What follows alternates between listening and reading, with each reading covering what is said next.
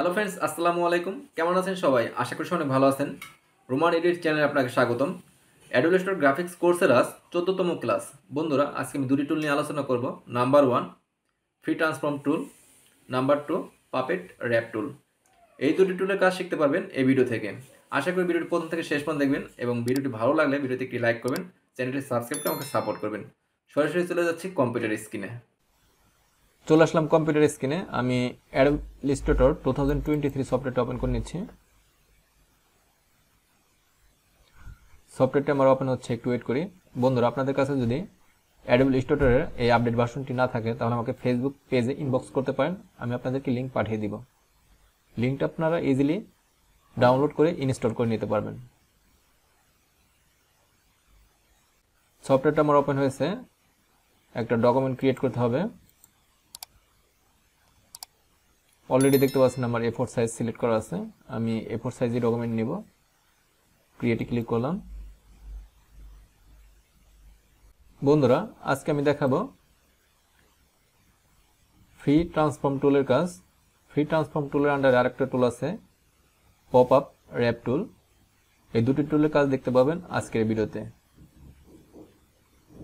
আমি প্রথমে free transform টুল select করলাম।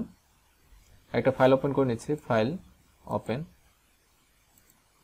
এই ফাইলটা সিলেক্ট করে ওপেন করে নিচ্ছি। একটু জুম করি। এখানে দেখতে পাচ্ছেন একটা ভেক্টর ফাইল, চেয়ারের একটা ভেক্টর ফাইল আমি সিলেক্ট করলাম। আমি টুলবার থেকে ফ্রি ট্রান্সফর্ম টুল সিলেক্ট করলাম।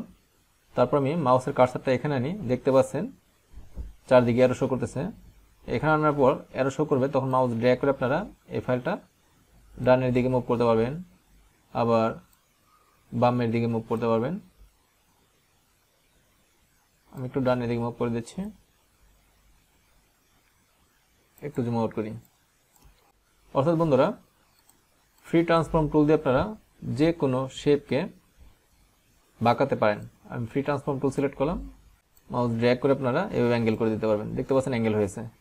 আমি সিলেকশন টুল সিলেক্ট করলাম। আমি আবারও টুলবার থেকে ফ্রি ট্রান্সফর্ম টুল সিলেক্ট করলাম। আপনারা চাইলে বাম দিকেও অ্যাঙ্গেল করতে পারবেন। দেখতে পাচ্ছেন আমি বাম দিকে অ্যাঙ্গেল করে দিলাম।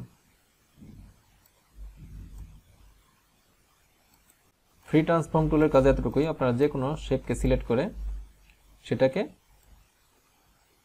একটু মুভ করে দিতে পারবেন, একটু অ্যাঙ্গেল করে দিতে পারবেন। তারপর আছে পপ আপ র্যাপ টুল। আমি pop up wrap tool select করলাম। আমি এই ফাইলে আসলাম। আমি এই ভেক্টরস আর্টটা সিলেক্ট করলাম, এই ফাইলটা সিলেক্ট করলাম। বন্ধুরা, আপনারা টুলবার থেকে pop up wrap tool select করে, আমি একটু জুম করে দেখাচ্ছি, এই পয়েন্টটা ধরলাম। দেখতে পাচ্ছেন এই পয়েন্টটা আমি মুভ করতে পারতেছি। আবার এখানে একটা ক্লিক করলাম, এখানে একটা পয়েন্ট হলো। আপনার মাউস ড্র্যাগ করে এভাবে রাউন্ড করে দিতে পারবেন। আবার চাইলে এভাবে ডানের দিকে আনতে পারবেন, বামের দিকে আনতে পারবেন। আপনাদের মনের মতো মুভ করতে পারবেন। এই পয়েন্টটা ধরলাম আর একটু কমিয়ে দিচ্ছি। আমি এই ফাইলে আসি। দেখতে পাচ্ছেন এই জিরাফের একটা পা বাঁকানো। আপনারা চাইলে এই পাটা সোজা করতে পারেন। আমি এই ফাইলটা সিলেক্ট করলাম।